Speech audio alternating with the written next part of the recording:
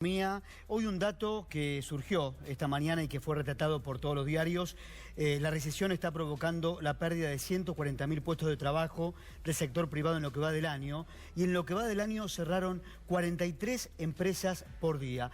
Sigue habiendo datos adversos. Datos oficiales, te agrego ese dato porque también es para remarcar. Es verdad, datos del INDEC, que por lo menos ha difundido y muchos diarios hoy lo han retratado esta mañana. Está con nosotros José Castillo, es economista. Gracias, José. Está Fernando Sabore, que es de la Federación de Almaceneros. Gracias, Fernando. Y Mariano Gendra, que es especialista en consumo. A ver, José, hoy, si hablamos de la última información, el gobierno le está pidiendo al Fondo Monetario Internacional que le permita vender dólar futuro. Cuéntenos, por favor. Sí, por supuesto. Es interesante porque tenemos por un lado los datos de la economía real que nos siguen marcando un hundimiento terrorífico. Tenemos también datos de CAME que reflejan una caída feroz del consumo, 12% con respecto al año pasado. Ahora, en el medio de todo esto, el gobierno juega con la supuesta buena noticia de que porque hace un par de meses que el dólar está más o menos estable, entonces eso sería una especie de señal que está todo bien.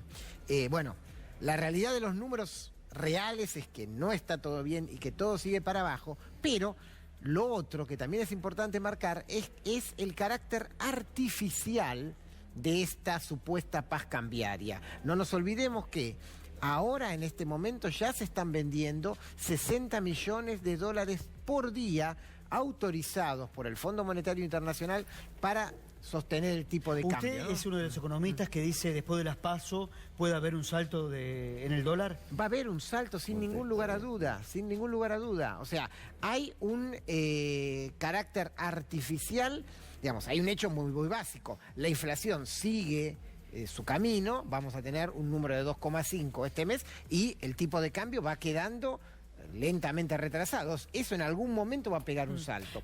Ahora, es un hecho de la realidad que está hoy sostenido artificialmente por el Fondo Monetario, por el dólar futuro y por este pedido de más intervención en el dólar futuro. Y también lo más importante, no nos olvidemos, ¿no? Esto se sostiene con una tasa de interés que el gobierno ha fijado piso, o sea, que no baje más del 58%, y ha dicho explícitamente que va a mantener este tipo de interés hasta las elecciones. Esto es insostenible. Ya vamos a abrir la mesa, pero quiero hacerte una pregunta para no desviarnos puntualmente de este tema. ¿Por qué Prat Gay entonces dice que no es bueno? ¿Por lo que vos estabas explicando o por algún elemento más? A ver, hay una discusión que es si el tipo de cambio desde el punto de vista del comercio internacional está retrasado. Podríamos decir que no, o sea, los costos argentinos con respecto al exterior están atrasados, tenemos un tipo de cambio que hoy necesariamente por una cuestión de comercio tendría que devaluarse. Sería un debate, en principio, si lo fuera serían unas moneditas. Ahora, nuestro tipo de cambio lamentablemente no se mide por la realidad del comercio internacional, sino que es un factor puramente especulativo. Hoy el tipo de cambio es insostenible porque lo que hay es un agujero que entre fuga de capitales y pagos de deuda hace que no se pueda mantener. Entonces va a haber una devaluación independientemente de después cómo quede ese tipo de cambio para el comercio. ¿Por qué la economía no repunta? ¿Por qué hay una caída en las ventas minoristas en el último año y medio de manera consecutiva? Bueno, un poco acaban de describir muy bien la macro, ¿no? La situación de la macroeconomía. Si eso lo trasladamos a la economía familiar, a la economía, al consumo diario, vemos una sociedad altamente endeudada, especialmente con las tarjetas de crédito, una bajísima capacidad ya del salario, es decir, ha bajado el poder adquisitivo de la gente porque ha bajado el poder, el salario, la capacidad de compra que tenía el salario, ¿no? No olvidemos que venimos de 18 meses de una recesión enorme. Los economistas hablan de estanflación, es decir, altísima tasa de inflación con recesión. Todo eso impacta negativamente en el consumo, impacta negativamente la pérdida permanente de puestos de trabajo, la precariedad del trabajo, que aún el que tiene trabajo no sabe si el mes que viene lo tiene, porque seguramente su compañero de trabajo lo perdió, o sabe de, por supuesto, su grupo familiar o de amigos que han perdido el trabajo, la imposibilidad de conseguir un nuevo trabajo a futuro. Todo esto genera, por supuesto, que el consumo se retraiga. Claramente, los costos que la alta inflación que han generado que los costos sean muy altos, especialmente en lo que es combustible, logística, todo lo que es transporte, que impacta en todo, nos impacta en forma directa, pero también en forma indirecta cuando vamos al almacén y compramos cualquier producto, aunque sea de menor cuantía. Bueno, aquí lo tenemos a Fernando, que representa a los almaceneros. A ver, ha bajado la venta en los supermercados en el marco de esta recesión.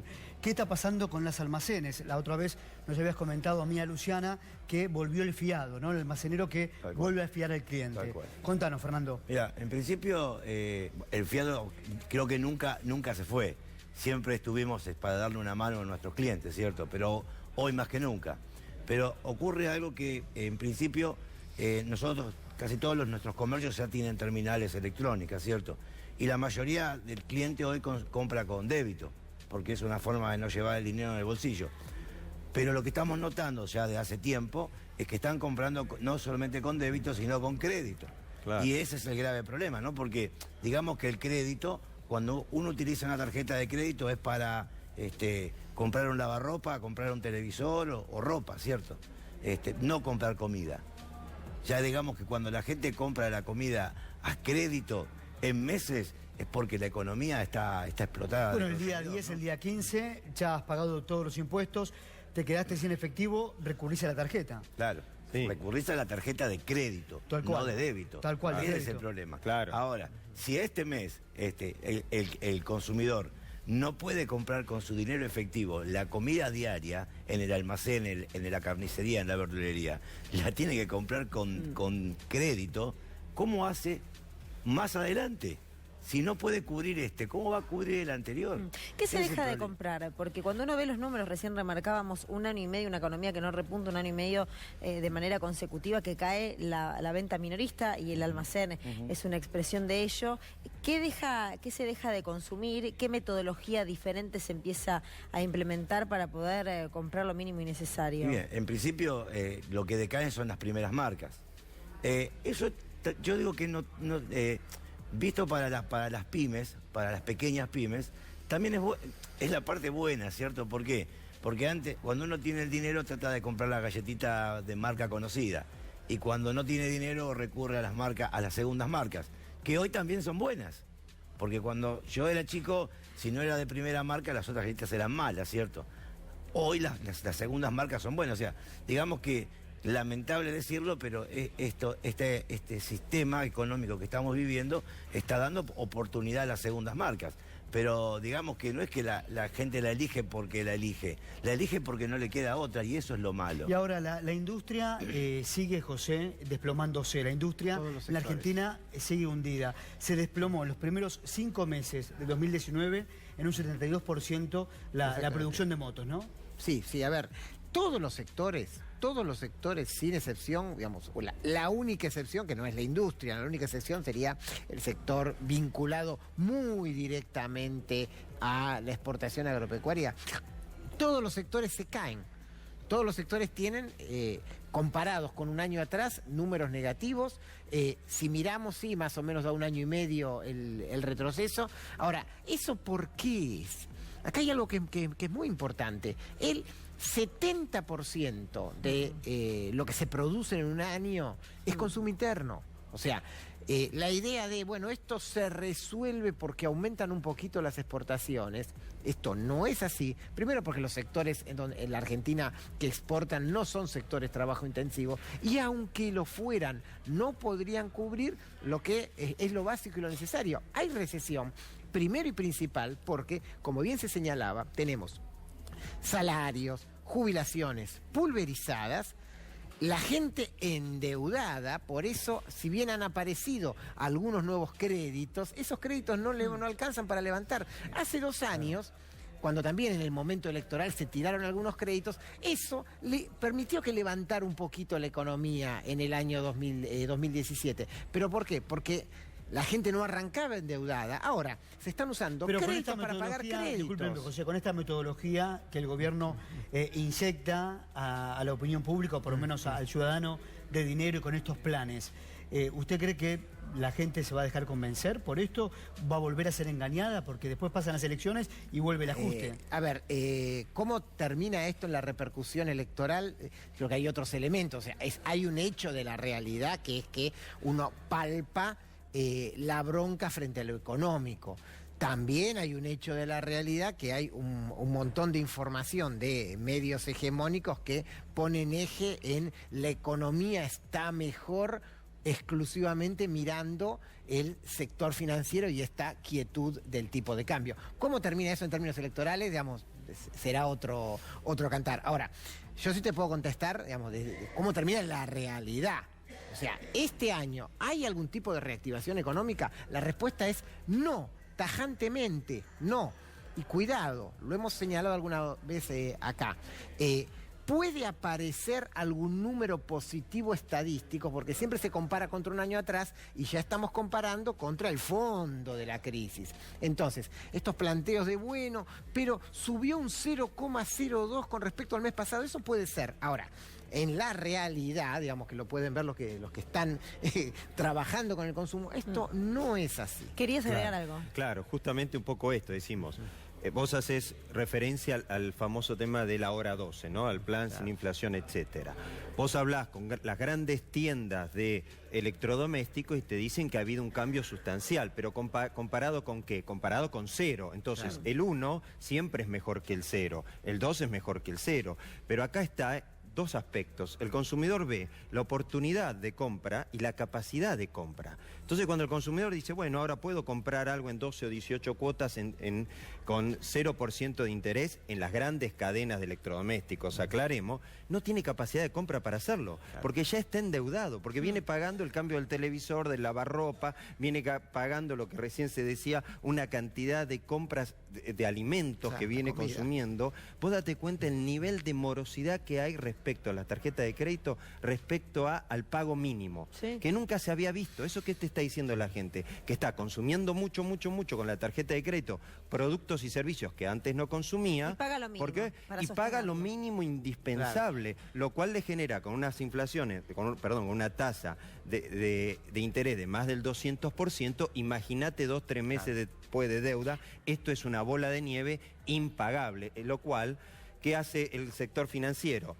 Te otorga créditos UVA, lo que implica el crédito UVA, para pagar esa tarjeta de crédito. Entonces, de Guatemala vamos a Guatepeor. Prestemos atención a lo que decía Adolfo Pratgay, rápida la producción, cuando yo preguntaba acerca de una de sus frases en relación al dólar. La obsesión que tiene el gobierno está vinculado con eso. ¿Pero qué dice Pratgay?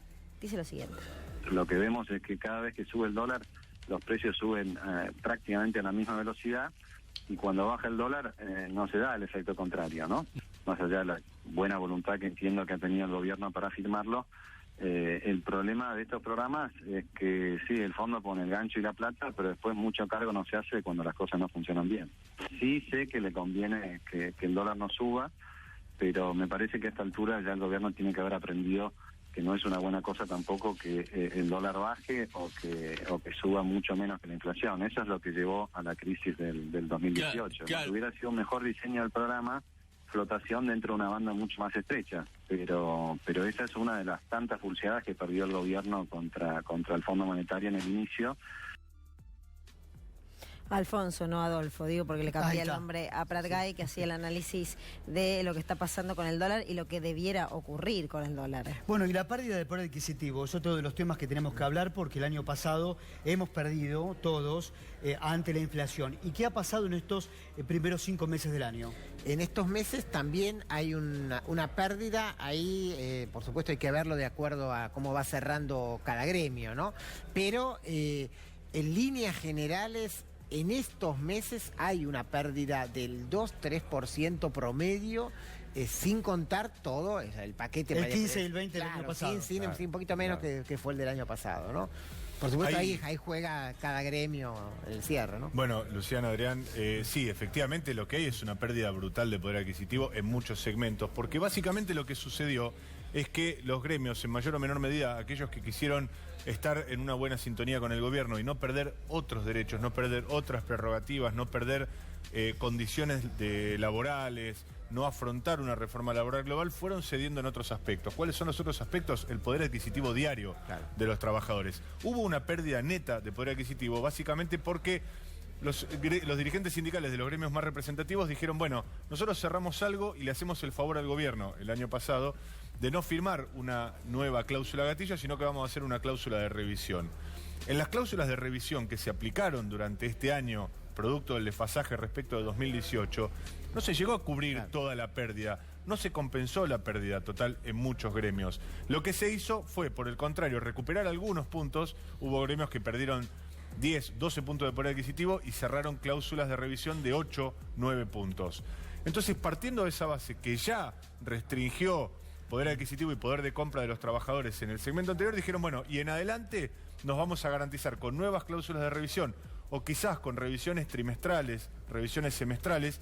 Hay un caso testigo que es muy concreto, que lo hizo la Asociación Bancaria, que cerró un 30% desde diciembre hasta ahora, que es básicamente la inflación acumulada de estos últimos meses, y activó una cláusula lo más parecido que se puede hacer a gatillo para el resto del año. Ahora, en líneas generales, excepto estos casos, como decía recién el economista, la pérdida de poder adquisitivo ha sido brutal. Y paradójicamente, eso es lo que le ha hecho un gran favor, entre comillas, al gobierno para amesetar la inflación.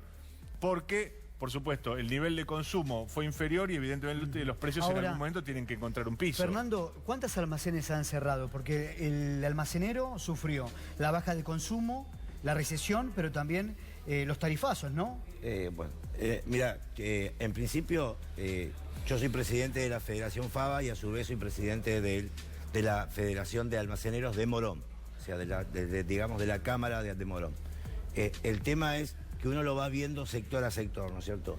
En Morón, en principio nos empezaban a llamar los comerciantes más pequeños, los que tienen 40 metros más o menos, diciendo de que no aguantan el costo operativo de su negocio. O sea, no logran vender lo suficiente como para pagar la luz y todos los impuestos y comprar mercadería. Entonces, cada vez fue disminuyendo más la mercadería en la estantería de ellos.